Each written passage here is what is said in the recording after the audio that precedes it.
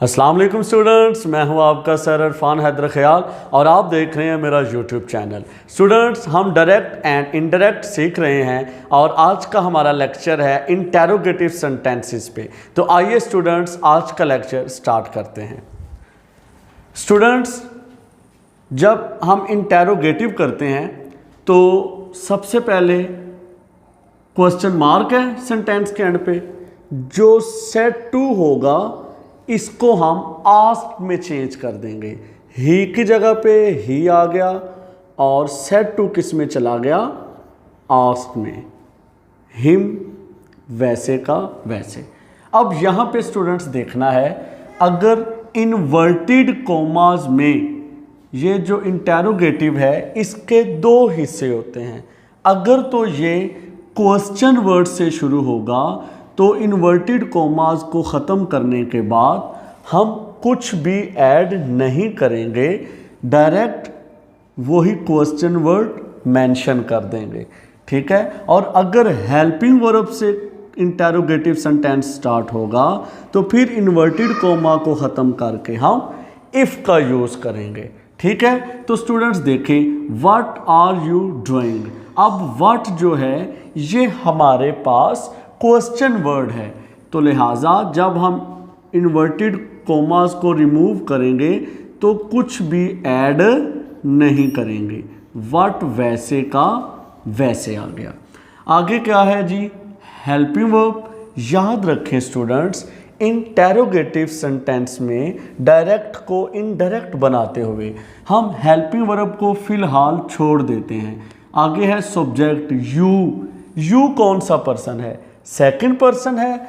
अगर reported speech में first person आए उसे रिपोर्टिंग के सब्जेक्ट में चेंज करते हैं। अगर रिपोर्टेड स्पीच में सेकंड पर्सन आए तो उसे रिपोर्टिंग के ऑब्जेक्ट में चेंज करते हैं। अब हिम, इसका सब्जेक्टिव केस क्या होगा, ही।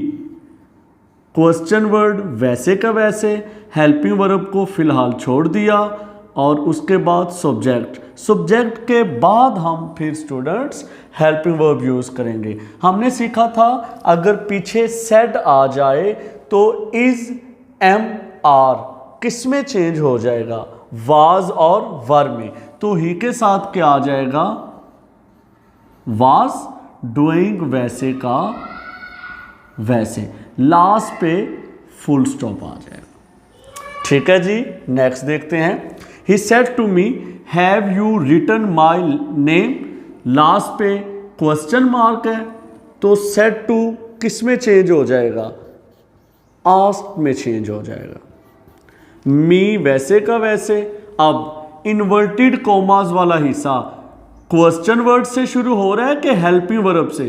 अगर हेल्पिंग वर्ब से शुरू होगा तो इन्वर्टेड कोमास को ख़त्म करने के बाद हम इफ़ का यूज़ करेंगे, ठीक है। इफ़ हेल्पिंग वर्ब हमने सीखा था फौरन जो उसकी जगह होती है उधर हम यूज़ नहीं करते सब्जेक्ट के बाद। सब्जेक्ट क्या है, यू। अगर इन्वर्टेड कोमास में रिपोर्टेड स्पीच में सेकंड पर्सन आए तो उसे रिपोर्टिंग के ऑब्जेक्ट में चेंज करते हैं। अब मी ऑब्जेक्ट है, मी का सब्जेक्टिव केस क्या होगा, आए। अब इसके बाद आएगा हेल्पिंग वर्ब। हैज़ और हैव, अगर लास्ट पे रिपोर्टिंग स्पीच में सेड आ जाए, इज एम आर को वाज वर्ब में चेंज करते हैं, हैज़ और हैव को हैड में चेंज करते हैं। तो इधर क्या आ जाएगा मेरे पास, हैड। आगे रिटर्न। अब माई, आई, माई, मी। तो बेटा माई जो है ये पहले फर्स्ट पर्सन का दूसरा केस है, तो फर्स्ट पर्सन आए ये किस में जाएगा, रिपोर्टिंग के सब्जेक्ट में। अब ही का दूसरा केस क्या होता है जी, हिज। नेम और लास्ट पे फुल स्टॉप आ गया। नेक्स्ट देखते हैं जी, द मैन सेट मे आई कम इन। फिर क्वेश्चन मार्क है, तो जब क्वेश्चन मार्क आ जाएगा सेड किस में चेंज हो जाएगा, आस्क्ड में। क्या है, अगर तो रिपोर्टेड स्पीच में क्वेश्चन वर्ड आएगा तो उसे उसी तरह रहने देंगे, इन्वर्टेड कोमा को ख़त्म करके हम इफ़ का यूज़ नहीं करेंगे। लेकिन चूँकि में हेल्पिंग वर्ब है तो लिहाजा इसकी जगह इसे जब ख़त्म करेंगे तो क्या आ जाएगा, इफ़ के बाद हम फौरन हेल्पिंग वर्ब नहीं लगाते। आई कौन सा है जी, फर्स्ट पर्सन आ जाए किस में चेंज होगा, रिपोर्टिंग के सब्जेक्ट में। अब सब्जेक्ट क्या है, दी मैन, आप इधर दी मैन भी लिख सकते हैं, लेकिन दी मैन एक आदमी की बात हो रही है, सिंगुलर पर्सन है, तो आप इसकी जगह ही को भी यूज़ कर सकते हैं। इफ़ ही, अगर पीछे सेड है, में किस में चला जाएगा, माइट में। इफ़ ही माइट, आगे स्टूडेंट्स वैसे का वैसे, फुल स्टॉप आ गया। नेक्स्ट जी, he said to me who are you, तो स्टूडेंट्स लास्ट पे क्या है, क्वेश्चन मार्क है। अगर लास्ट पे क्वेश्चन मार्क हो तो ये है इंटेरोगेटिव सेंटेंस। इंटेरोगेटिव सेंटेंस में सेड टू किस में चेंज होता है, आस्क्ड में। आगे आ गया मेरे पास मी, इन्वर्टेड कोमा को देखते हैं, हु क्या है, हेल्पिंग वर्ब है या क्वेश्चन वर्ड है, हु क्वेश्चन वर्ड है। अगर क्वेश्चन वर्ड आएगा तो हम इन्वर्टेड कोमा को ख़त्म करके इफ़ का यूज़ नहीं करेंगे, बल्कि क्वेश्चन वर्ड एज इट आ जाएगा। उसके बाद हेल्पिंग वर्ब, हमने तमाम पीछे सेंटेंस में सीखा है कि हेल्पिंग वर्ब की जो जगह होती है, जो प्लेस है, उधर इसे नहीं लिखेंगे, बल्कि इसका वेट करेंगे सब्जेक्ट के बाद। इसे फिलहाल रिमूव किया, क्या है जी, यू कौन सा पर्सन है, सेकंड किस में आ जाएगा, ऑब्जेक्ट में। मी का सब्जेक्टिव केस क्या है, आई। इज एम आर किस में चेंज हो जाता है, वाज वर में, तो आई के साथ क्या आएगा, was, full stop. Last, he said to me were you absent yesterday, फिर क्वेश्चन मार्क है। अगर क्वेश्चन मार्क है तो ये हुआ इंटेरोगेटिव सेंटेंस, और इंटेरोगेटिव में सेड टू किस में चेंज होता है जी, हमारे पास आस्क्ड में, मी वैसे का वैसे। अब वर हेल्पिंग वर्ब है या क्वेश्चन वर्ड है, हेल्पिंग वर्ब है। अगर हेल्पिंग वर्ब आएगा तो इन्वर्टेड कोमास जो हैं उनको रिमूव करने के बाद इफ़ आ जाएगा।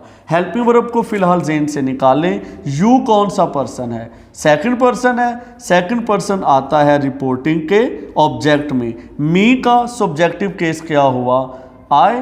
अब हेल्पिंग वर्ब क्या था, वाज वर। हमने सीखा है जी, अगर पीछे सेड आएगा, is am are was were में चला जाएगा, उसके बाद हैज़ हैव हैड में आ जाएगा, में माइट में आ जाएगा, is am are was were में चला जाएगा, was were had been, was were had been, was were had been. तो अब आई के बाद क्या आएगा जी,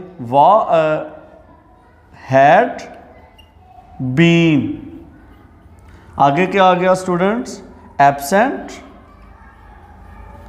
चूंकि पीछे सेड है, यस्टरडे को हम चेंज कर देंगे प्रीवियस डे में।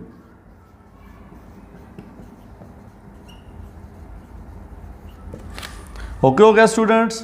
तो स्टूडेंट्स ये था हमारा आज का लेक्चर। इस पे हम 2 वीडियोस पहले बना चुके हैं, आज लेक्चर नंबर 3 को हम रिकॉर्ड कर रहे हैं। अगर आपने पहली 2 वीडियोस नहीं देखी तो डिस्क्रिप्शन में मैंने उनका लिंक डाल दिया है, प्लेलिस्ट में जाके भी आप देख सकते हैं। Assertive sentence, change of pronoun और चेंज ऑफ टेंसेस डिटेल से हमने डिस्कस किया है, और इसमें भी वही सेंटेंस हमने बोर्ड पे मेंशन किए हैं जो प्रीवियस बोर्ड के एग्जाम्स में काफ़ी बार आ चुके हैं। तो स्टूडेंट्स, अगर हमारी वीडियो पसंद आए, वीडियो को लाइक करें, चैनल को सब्सक्राइब करें, अपने दोस्तों के साथ शेयर करें। मिलते हैं नई अगली वीडियो के साथ, तब तक अपना बहुत ज़्यादा ख्याल रखिएगा। अल्लाह हाफ़िज़।